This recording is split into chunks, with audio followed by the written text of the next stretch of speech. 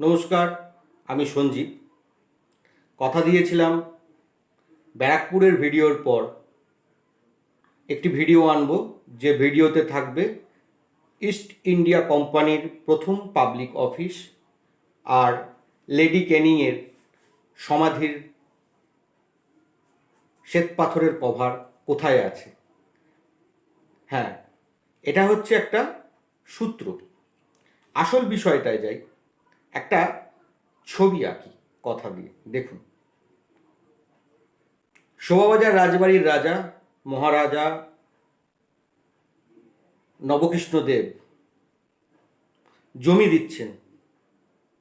Lord Warren Hastings ভিত্তিপ্রস্তর স্থাপন করছেন। সময়টা 1784। একটি বাড়ি তৈরি হবে। একটু কারেকশন করি, বাড়ি বলাটা হয়তো ঠিক হবে না, একটা গির্জা তৈরি হবে। 3টি বছর অতিক্রান্ত হয়েছে। সালটি গিয়ে দাঁড়িয়েছে 1787। তখনকার সময় 30,000 টাকা খরচা করে এই চার্চ তৈরি হলো।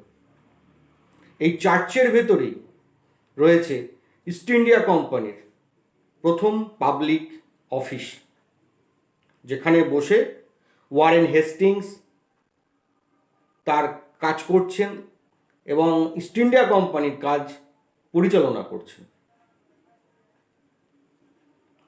এই চার্চে শুধু ধর্মীয় ভাবাবেগ বা ধর্মীয় কার্যকলাপই যে হয় তা কিন্তু নয়।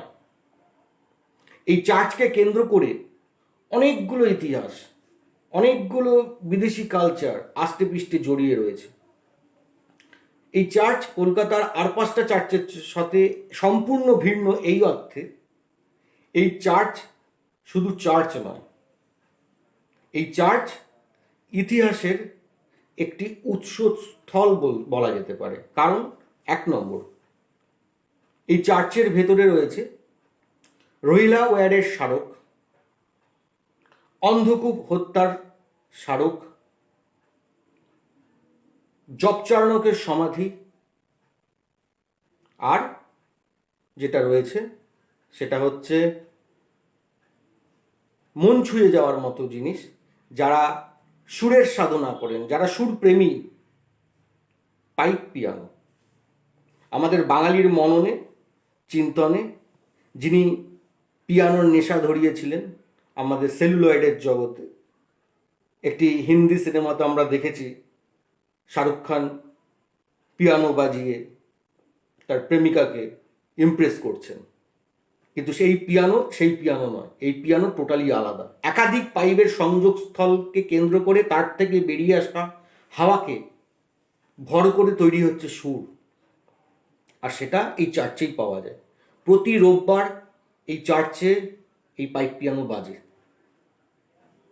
আমি চাই আপনারাও শুনুন। আমি শুনেছি, মোহিত হতে হয়, অবাক হতে হয়। জনপ্লাবন কলকাতায়, জনস্রোত যেখানে প্রতিনিয়ত বইছে, একাধিক অফিস, একাধিক গুঞ্জন গ্যাঞ্জাম, তার মাঝখানে নিরিবিলি নিরবিচ্ছন্ন এই জায়গায় সুরের মূর্ছনা ভাবা যায় না। এটা নিজে কানে শুনতে হবে, আমার মুখের কথায় বিশ্বাস করবেন না। আপনারা যান, আপনারা শুনুন এই পাইপ পিয়ানোর আওয়াজ। মজার বিষয়টা হচ্ছে, রাজা নবকৃষ্ণদেব জমি দেওয়ার পরে সেইখানে যে চার্চটি তৈরি হলো তার ভেতর একটি অফিস বাড়ি, সেই অফিস বাড়িতে ওয়ারেন হেস্টিং বসে একটা আইন প্রণয়ন করছেন এবং ইস্ট ইন্ডিয়া কোম্পানি তার কাজ করছে এবং তার ব্যবসা প্রসারিত হচ্ছে কলকাতা জুড়ে। সেই ইতিহাসের দলিল নিয়ে বসে আছে এই চার্চটি। এই চার্চের মিনিটস বুকে লেখা রয়েছে এইসব কথা। আরেকটা সুন্দর মজার কথা হচ্ছে, এই চার্চ যখন তৈরি হয় পাথর এসেছিল গৌড় থেকে। গৌড় হচ্ছে বাংলার এক সময়কার রাজধানী। এই গির্জাকে অনেকে পাথুরে গির্জাও বলে। কেন পাথুরে গির্জা বলে? এই গির্জার তৈরিতে যে ধরনের পাথরই ব্যবহার করা হয়েছে সেটি দুষ্প্রাপ্য এবং দুর্মূল্য এবং খুব দামি। নীলচে গ্রে মার্বেল পাথর। ভেবে দেখুন, নীলছে গ্রে মার্বেল পাথরের দিয়ে তৈরি এর ফ্লোর। এই সেই গির্জা। আর গির্জার যে স্থাপত্য শৈলীকে বলা হচ্ছে নিউ ক্লাসিক্যাল স্থাপত্য শৈলী। মোটা মোটা পিলারের উপর বিম দিয়ে এই গির্জার গঠনশৈলী তৈরি হচ্ছে। তবে কষ্ট হয়, দুঃখ লাগে যে বিষয়টা দেখে, যেটা আমার মনে হয়েছে, যে একাধিক অফিসের গাড়ি পার্কিং করা হচ্ছে এই গির্জার ভেতরে। অবিলম্বে এটা বন্ধ হওয়া দরকার। আর অবিলম্বে যদি এটা বন্ধ না হয়, ইতিহাস নষ্ট হবে। কলকাতার অন্যতম দ্রষ্টব্য জায়গাগুলোর মধ্যে একটি জায়গা কলঙ্কিত হবে, একটি জায়গা নষ্ট হবে। বিকেলের পর এই গির্জার পরিবেশ বদলে যায়। বিকেলের পর পাখিরা আসে এখানে, একাধিক পাখির বাস আছে, কারণ প্রচুর গাছ রয়েছে এখানে।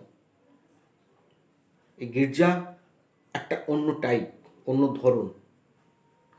একটা দিন সময় কাটানোর জন্য এই গির্জা উপযুক্ত জায়গা কলকাতার ভেতরে, এত কোলাহলের মাঝখানেও উপযুক্ত জায়গা। ঠিক ট্রেজারি বিল্ডিংয়ের পেছনেই রয়েছে এই গির্জা। এই গির্জার নাম সেন্ট জন চার্চ। আরেকবার রিপিট করছি, সেন্ট জন চার্চ। ঢুকতে 10 টাকা করে টিকিট লাগে।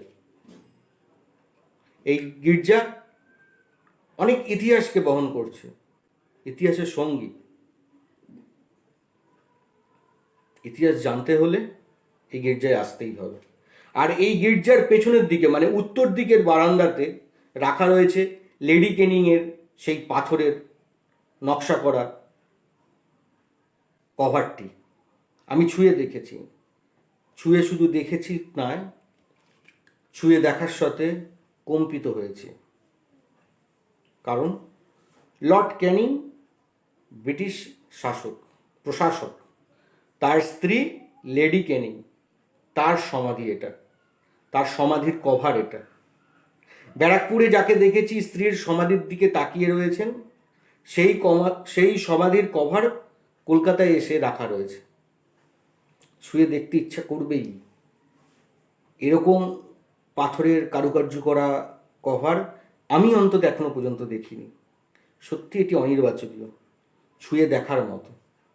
আপনারাও যান, ইতিহাস ছুঁয়ে দেখুন, এবং সবাই মিলে ভিডিওটি দেখে একসাথে প্রতিবাদ করুন, শেয়ার করুন। অবিলম্বে গির্জার ভেতর থেকে এই সমস্ত গাড়ি পার্কিং বন্ধ করে দাও। গির্জার বিস্তৃত গালিচায় মানুষ বসুক, গল্প করুক, গির্জার নীরবতাকে বজায় রাখো, ইতিহাস জানো। গাড়ি পার্কিংয়ের জোন ওটা হতে পারে, নয়, হওয়া উচিত না। অবিলম্বে বন্ধ হওয়া দরকার।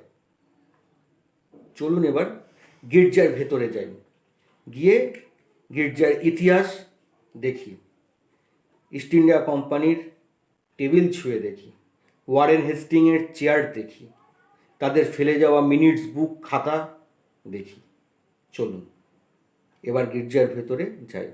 আমরা এবার চলে যাব সেন্ট জন চার্চের ভেতরে। আসুন।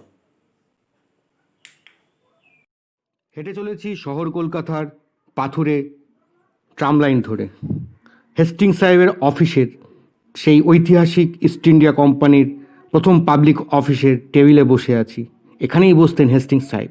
এই হচ্ছে সেন্ট জন চার্চের সেই বাগান, প্রাঙ্গণ যেটাকে বলা যায়। সেন্ট জন চার্চের ভেতরে চলে এসেছি এবার আমি। চলুন একটু সামনের দিকে এগিয়ে যাই। এই হচ্ছে সেন্ট জন চার্চ। এই সেন্ট জন চার্চ নিউ ক্লাসিক্যাল শৈলীতে তৈরি। এই সবুজে ঘেরা বাগান, নিউ ক্লাসিক্যাল শৈলীতে তৈরি এই সেন্ট জন চার্চ। সাহেবি টেবিলে বসে সাহেবি কেতাবি করছি। হাতে রয়েছে মিনিটস বুক চার্চের, যার মধ্যে লেখা রয়েছে ইতিহাসের সেই সমস্ত অজানা কথা। হেস্টিং সাহেবের সেই ফেলে যাওয়া চেয়ার, যা এখন অব্যবহৃত, কাচের বাক্সে রাখা রয়েছে সাধারণ মানুষের জন্য। এই ঘরেই ওই চেয়ারে বসতেন হেস্টিং সাহেব, এবং এই ঘর থেকে পরিচালনা হতো ইস্ট ইন্ডিয়া কোম্পানির সমস্ত কাজ। এটাই ছিল কলকাতা অফিসের একমাত্র ঠিকানা। এই ঘরে বেশ কয়েকটা হেস্টিংসের ছবি রয়েছে তার অল্প বয়সের, এবং রয়েছে তার কোট ঝোলানোর কাঠের স্ট্যান্ড, বেশ কিছু পুরনো আলমারি। হেস্টিংসের ওই সেন্ট জন চার্চের পুরনো ঘড়ির মিনার চার্চের মাথায়। আজ ওই ঘড়িতে সময় দেয় না, আজ ওই ঘড়ি স্তব্ধ, সময় থমকে গেছে এখানে।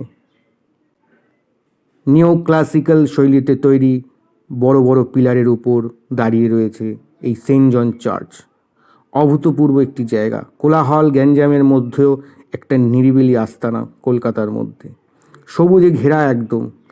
এর ভেতর পাখির বাস। এবার চলে এলাম চার্চের একদম ভেতরে। নিস্তব্ধ নিরিবিলি চার্চের পরিবেশ, কেউ নেই তখন। প্রার্থনা শেষ হয়ে গেছে, আমি আর আমার বন্ধু। চার্চের ভেতরের সেই বেলজিয়াম গ্লাসের ঝাড়বাতি, যার আলোর বিচ্ছুরণ গোটা চার্চকে ঘিরে ধরে। বড় বড় জানালার থেকে ছিটকে আসছে রোদের আলো। পরপর পরপর রাখা রয়েছে কাঠের প্রার্থনা করার বেঞ্চ। চার্চের দেওয়ালে পাথরের মুরাল। এই মুরাল চোখ টানে, অতুলনীয় কাজ, দেখে অভিভূত হতে হয়। এই হচ্ছে চার্চের প্রধান সাধনাস্থল, যেখান থেকে ফাদার নির্দেশ দেন। তার পেছনেই রয়েছে যিশুর লাস্ট সাপারের ছবি। ছবিটি এঁকেছেন জোহান জোফানি।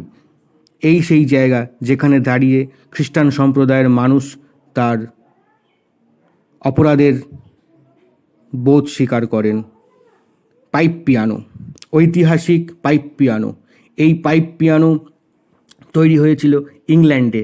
ইংল্যান্ডের যে কোম্পানি তৈরি করেছিল William Hill and Sons and Norman and Beard Limited, এই কোম্পানি এই পাইপ পিয়ানো তৈরি করেছেন। মোহিত হয়ে তাকিয়ে আছি পাইপ পিয়ানোর দিকে। এই পাইপ পিয়ানো যা সুরের মূর্ছনায় ভাসতে থাকে গোটা চার্চ প্রতি রবিবার সকালে। এই হচ্ছে সবুজ গালিচা, দূরে দেখা যাচ্ছে অন্ধকূপ হত্যার সেই স্মারক। এই নিয়ে অনেক তর্ক বিতর্ক আছে, তবুও এখানে বেশ কিছু ইংরেজের নাম রয়েছে, এর সাথে আবার জড়িয়ে আছে সিরাজদৌল্লার নাম। একদিন এটা নিয়ে আলোচনা হবে। এই হচ্ছে রহিলাওয়ারের স্মারক। ইতিহাসের পাতায় এটিও একটি অন্যতম অধ্যায় ব্রিটিশ পিরিয়ডের। রহিলাওয়ার বেশ কিছু সাহেবের সমাধিস্থল। ঘুরে দেখছি, নিস্তব্ধ নিরিবিলি জায়গাটা, মন ছুঁয়ে যায়।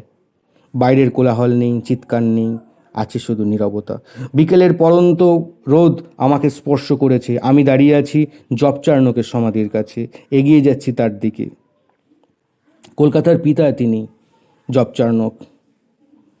একেবারে নিস্তব্ধ, অচেনা কলকাতার অন্যতম অচেনা অংশ জব চার্নকের সমাধি। ভাবা যায় না, অভিভূত হতে হয়। রহিলাওয়ারের আরেকটা স্মারক। এই স্থল একটা দিনের জন্য উপযুক্ত, আসুন ঘুরে যান। সেন্ট জন চার্চে ইতিহাস আপনার জন্য অপেক্ষা করে আছে। লেডি কিনিংয়ের সেই সমাধি যেটি ব্যারাকপুরের ছিল, সেই সমাধির কভার রাখা রয়েছে সেন্ট জন চার্চের উত্তর দিকের বারান্দায়, যেটাকে খুঁটিয়ে খুঁটিয়ে ভালো করে দেখলাম। কী তার কারুকার্য, কী তার শিল্পশৈলী, কী তার পুঙ্খানুপুঙ্খ, সব খুঁজে খুঁজে দেখেছি, ভাল লেগেছে। তবে সবটা বুঝেছি তা নয়, তবে বোঝার চেষ্টা করেছি। আর এই রকম কারুকার্য করা সমাধির কভার হয়তো আপনারাও আগে দেখেননি, তা চাক্ষুষ করতে একবার আসুন সেন্ট জন চার্চে। এই সেন্ট জন চার্চেই রাখা আছে লেডি ক্যানিংয়ের সেই সমাধির কভার। তার উপরে বিভিন্ন শব্দ লেখা রয়েছে, বিভিন্ন ভাষা লেখা রয়েছে, তার মৃত্যুর প্রকৃত কারণ এখানে উল্লেখ করা রয়েছে। বিকাল হলেই এইখানে চলে আসে টিয়া পাখির দল, ঝাঁকে ঝাঁকে। চুপচাপ বসে সেই টিয়া পাখির আওয়াজ শুনছি, শুধু শুনছি না, মুগ্ধ হচ্ছি। আসুন আপনারা সেন্ট জন চার্চে, কলকাতার মধ্যেই আরেকটা অচেনা কলকাতা, ভালো লাগবে, সময় কেটে যাবে। আসুন আপনারা সেন্ট জন চার্চে।